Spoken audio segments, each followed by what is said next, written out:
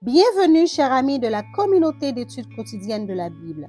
Aujourd'hui, nous allons partager avec vous la méditation quotidienne au féminin tirée du livre Vertueuse, écrite par Monica Diaz ce mercredi 22 mai 2024 et en pour titre « Comme toi-même ».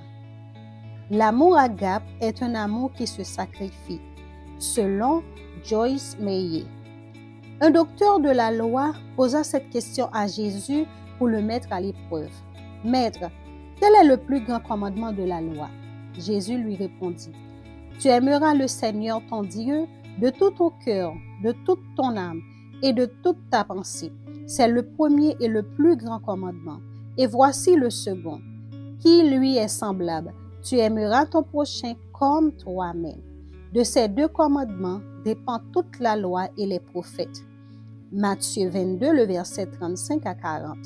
Ce passage a été interprété comme étant la présentation faite par Jésus des trois fondements de la loi. Aimer Dieu, aimer son prochain et aimer soi-même. Mais ce que dit le passage, c'est que la loi se résume à deux commandements et non à trois. Le premier, aimer Dieu, et le deuxième, aimer son prochain. Alors, qu'est-ce que comme toi-même veut dire? Examinons le verbe utilisé dans l'original grec agapao. Ce verbe renferme le concept de sacrifice de soi au service de l'autre. L'amour agape est un amour sacrificiel en faveur d'autrui, ce qui vide de son sens le concept selon lequel Jésus nous commandait de nous aimer nous-mêmes afin de nous servir. L'amour égoïste n'est pas conçu par Jésus comme au troisième commandement ou un troisième pilier de la loi. En effet, l'amour égoïste n'est pas un concept du Christ. Un point, c'est tout. Selon Joyce Meyer, écrivaine et prédicatrice chrétienne, l'amour agape est le type d'amour que Dieu porte à son Fils à la race humaine. C'est un amour qui se sacrifie, l'amour que nous voyons dans Jean 3, le verset 16. Car Dieu a tant aimé le monde qu'il a donné son Fils unique. C'est ce type d'amour dont parle Jésus.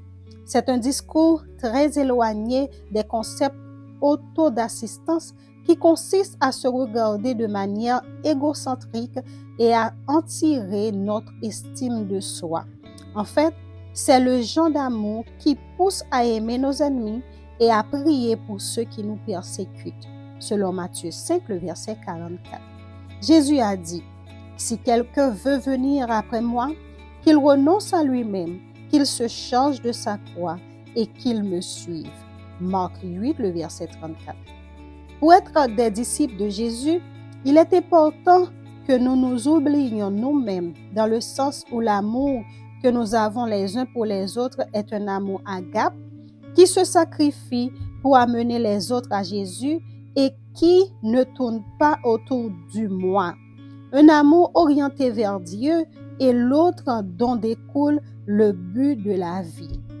Tu aimeras ton prochain comme toi-même. Matthieu 22, le verset 39. Nous vous souhaitons une agréable journée. Au revoir.